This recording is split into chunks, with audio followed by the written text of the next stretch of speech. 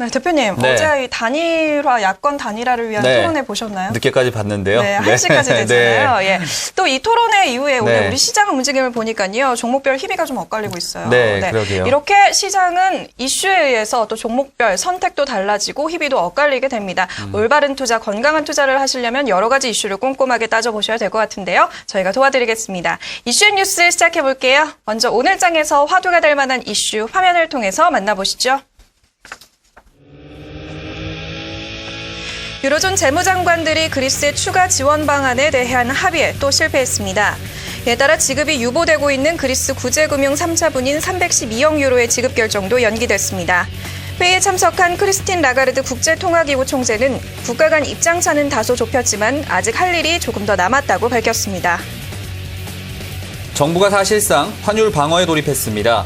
그동안 환율 수준은 문제 삼지 않는다던 정부가 최근에 원달러 환율이 가파르게 떨어지며 기업들의 수출 경쟁력을 위협하자 대책 마련에 나선 것으로 풀이됩니다. 중소형주가 몰려있는 코스닥이 어닝 쇼크로 몸살을 앓고 있습니다. 대형주가 주춤한 사이 중소형주를 담던 기관들은 주식을 팔아치웠고 외국인도 매도 행렬에 동참했습니다. 특히 코스닥 상승세를 이끌던 엔터테인먼트 업종과 게임 업종의 주가가 하락이 두드러졌습니다. 최근 삼성전자와 LG전자의 경쟁이 지속되고 있습니다.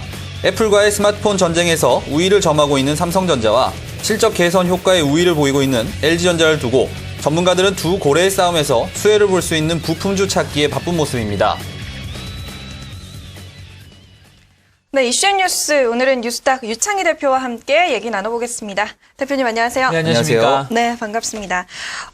우선 거시적인 이야기부터 네. 할게요. 11월 초에 시장의 가장 큰 화두는 미국 네. 대선이었고 네. 그런데 이제 대선 끝나고 재정 절벽에 대한 우려도 한풀 꺾인 모습인데 네. 근데 시장은 좀 불안해하고 있거든요. 그쵸. 그래도 이제 유럽 쪽 리스크가 계속 남아있는 것 같기 때문인 것 같아요. 어떻게 보시나요?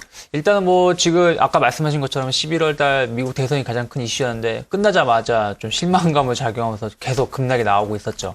그러면서 이제 지난주에 이제 이쪽 부분에 대해서 약간 이제 우호적인 얘기가 나왔어요. 그러니까 공화당 쪽 인사들이 조금 한번 이제 재정 절벽에 대해서 이제 논의를 좀 하겠다 혹은 뭐 긍정적인 얘기가 나오면서 주가도 좀 반등을 주고 있었죠. 근데 이제 지난주에 시리아 이제 뭐 하마스하고 이스라엘하고 또 이런 분쟁이 또 있었던 상황에서 뭐 그저께는 프랑스 신용등급이 강등이 당했고 또 어저께는 그리스가 잘 해결이 될 수 있을 거라 얘기가 나왔었는데 1시 반에 뜬금없이 뭐 다음 주로 연기됐다 얘기가 나오면서 이제 우리 시장이 좀 흔들렸었는데 일단은 아직까지는 이런 부분에 대해서 너무 걱정할 필요는 없다고 생각이 들어요. 그러니까 왜 그러냐면 지금 시장을 흔들고 있는 거는 해묵은 그리스나 뭐 유럽의 이슈도 아니고 뭐 중동의 지정학적 리스크도 아니고 결국에는 미국의 재정 절벽에 대한 리스크 때문이거든요. 근데 이런 부분들이 이제 약간 이제 한 달 정도 남았잖아요. 연말까지 12월까지 한 달 정도 남은 상황에서 약간 해결 국면을 보이고 있기 때문에 이러한 것을 어떻게 잘 해결된다라면 시장은 분명히 다시 좋은 모습을 띌 수 있을 거라 생각이 들어요. 다만 이제 아직까지 이제 이게 이슈가 해결이 100% 된 게 아니죠. 여전히 이제 하원을 다수 차지하고 있는 공화당이 만약에 조금 목리를 좀 더 부린다라면은 결국에는 지금 민주당하고 공화당은 지금 치킨 게임을 진행을 하고 있는데 여기서 계속 질질 끌면서 끌고 간다라면은 이제 미국 재정 절벽에 이어서 뭐 유럽의 리스크 그리고 중동의 지정학적 리스크가 이제 같이 세 가지가 뭉쳐서 시장이 좀 시장에 악재로 작용할 수 있다는 부분들은 좀 체크를 해야 될 것 같은데 이러한 부분들도 결국에 다음 주가 되면 어느 정도 해소가 되지 않을까 싶습니다. 그러니까 윤곽이 잡힐 거라는 거죠. 왜냐면 일단은 이번 주는 이제 오늘로서는 이제 미국이나 유럽 증시 같은 경우는 크게 움직임이 별로 없어요. 왜냐면 추수감사절 때문에 조금 약간 쉬어가는 모습이기 때문에 추수감사절 이후에 이제 다음 주에 본격적으로 이제 이분들이 일을 할 때 어떻게 액션을 취해주는지를 좀 체크를 하면서 대응하신다라면은 좋지 않을까 생각을 하고 있습니다. 전체적으로 힘들긴 힘든가 봅니다. 2억 2천만 원만 있으면 스페인에 영원히 머물 수 있습니다. 어느 광고, 여행사 광고 같죠? 사실은 여행사 광고가 아니라 스페인 정부에서 내놓은 부동산 활성화 대책입니다. 16만 유로 이상의 주택을 구매하는 사람에게는 영주권을 주겠다. 그런 얘기를 할 만큼 사실은 굉장히 힘든 상태고 2008년 금융위기 상태에서 뭐 아일랜드라든지 주변 국가들을 보면 40만에서 50만 정도의 돈을 내면 영주권을 획득할 수 있었다는 부분을 살펴보면 굉장히 어렵긴 한 것 같습니다.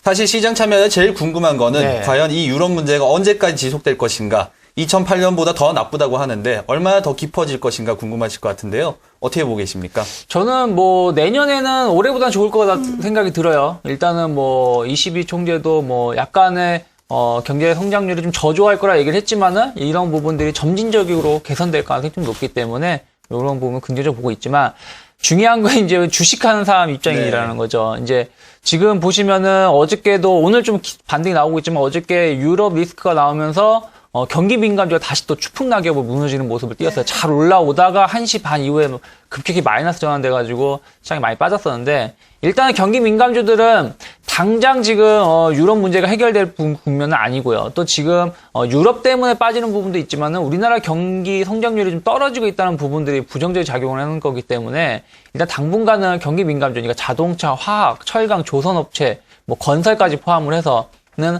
좀 보수적으로 여전히 대응을 하자.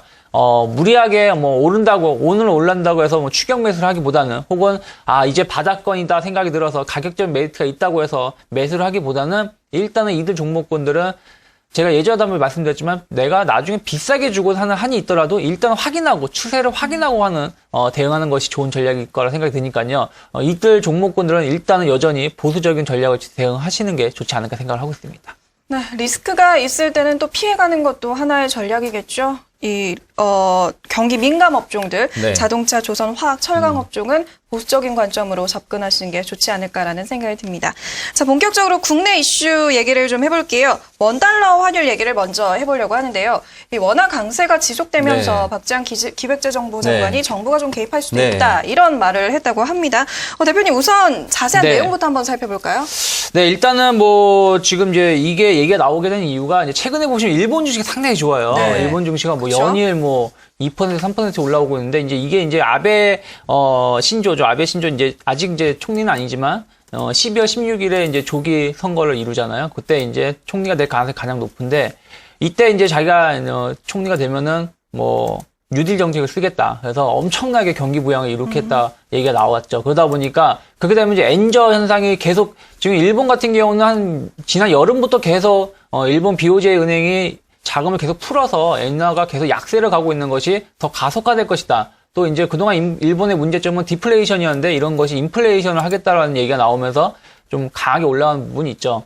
좀 부러운 부분이 좀 있는데 이러다 보니까 상대적으로 우리나라가 네. 일본하고 가장 경쟁적인 입장이 있는 상황에서 원화 강세로 인해서 계속 타격을 입을 수 있다 보니까 이제 어저께 정부가 좀 이제 얘기를 나온 것 같아요. 그동안에는 뭐 크게 외환 시장에 개입을 안 하겠다고 했는데 이번에 좀 강하게 얘기를 했다. 뭐 그 내용을 좀 보신다라면 일단 은행에서 은행들이 이제 선물 매도할 수 있는 그 은행 자기 자본 대비해서 이런 비중을 좀 줄이겠다. 예전에는 한 400%에서 뭐 200%, 400% 정도 된 거를 한 200% 내외로 좀 줄이겠다라는 부분들.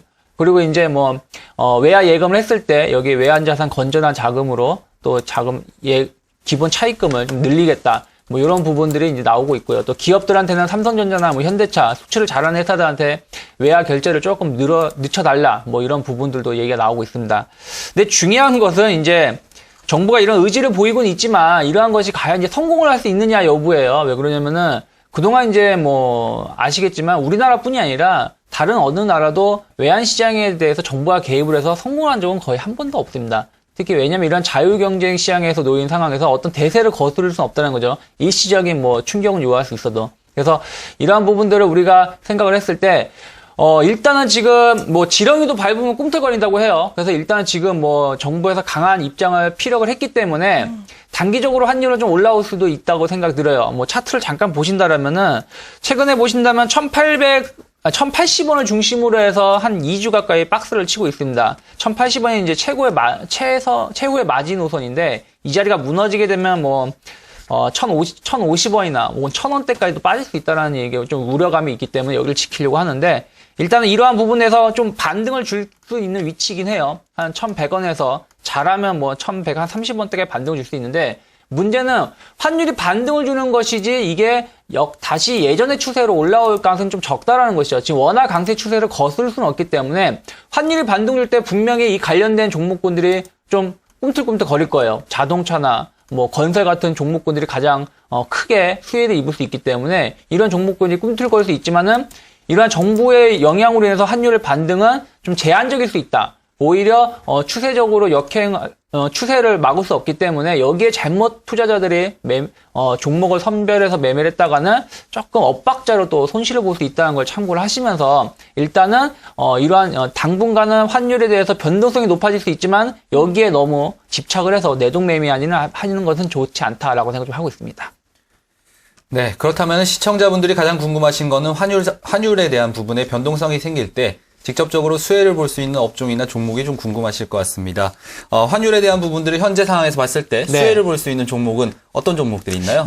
일단은 최근에 이제 상당히 강했던 업종군들이 계속 갈 가능성이 높죠. 네. 어쨌든 지금 환율에 대한 수혜 관련된 거는 음식료가 가장 큰 영향을 미치고 있기 때문에 음식료를 관심 있게 보시면 좋겠고요. 최근에 좀 음식료가 한 달 정도 정체기를 띄었던 부분들, 한 달 반 정체기를 띄고 나서 많이 올라온다라면 충분히 또 추가적인 상승도 가능하다. 그래서 관련 종목을 보신다면 CJ 제일제당이나 대상, 네. 오뚜기 같은 경우 항상 관심 있게 보셨으면 좋겠고요.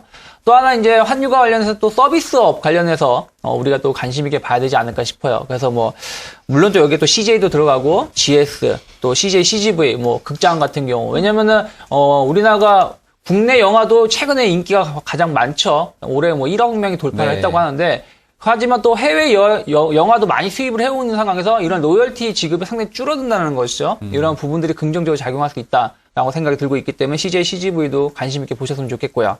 또 하나 이제 유틸리티 관련해서 최근에 자원 개발이라든지 혹은 경기 방어주 관련된 종목군들을 관심 있게 보셨으면 좋겠는데 일단 한국전력 같은 경우는 환율 강화 요인에 상당히 큰 수혜를 입을 수 있어요. 왜냐하면 발전을 할 때 어쨌든 원자력보다는 석탄이라든지 가스에 대한 수요가 비중이 높은 상황에서 이러한 것을 수입해오는 입장에서는 상당히 자금을 좀 줄일 수 있다는 거죠. 그래서 이러한 부분들이 좀 긍정적으로 작용할 수 있다. 그래서 한국전력이라든지 또 자원개발 관련해서 SK나 한국가스공사 같은 경우도 괜찮게 보고 있고요. 또 하나 이제 여행주를 좀 관심 있게 보셨으면 좋겠는데 지금 보신다면 이제 과거에는 이제 환율이 좀 워낙 강세가 진입을 되게 되면은 항공주가 상당히 수혜를 많이 입었었거든요. 네. 근데 최근에 보면 항공주는 좀 약한 모습을 예. 띠고 있어요. 근데 오히려 여행주들은 그러니까 하나투어라든지 모두투어 같은 경우는 여전히 긍정적인 주가 흐름을 띠고 있기 때문에 좀 관심 있게 보시고요. 항공주 같은 경우는 제가 보기에는 올 연말 이후에는 조금 확인하고 들어가시면 좀 괜찮지 않을까 싶어요. 왜 그러냐면 그동안 항공주가 못 갔던 이유가 IT 관련해서 조금 우려감이 좀 없지 않아 있었거든요. 네. 왜냐하면 항공이 여행객 수요도 있지만은 항공 운송 부분도 큰 부분을 차지하고 있는데 이러한 부분이 삼성전자나 LG전자에 대한 부담감이 좀 있었던 부분들이 지금 해소가 되고 있기 때문에 항공주도 이제 좀 있으면은 바닥을 다질 수 있지 않을까 생각을 좀 하고 있습니다. 네, 워낙